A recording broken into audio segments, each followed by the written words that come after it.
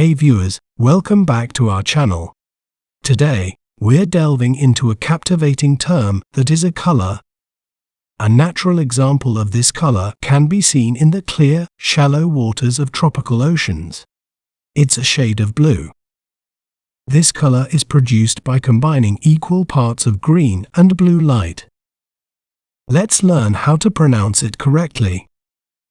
Cyan, cyan, cyan, cyan.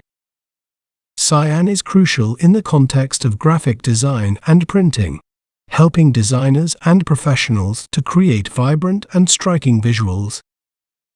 It is one of the primary colors in the subtractive color model, CMYK, used in color printing.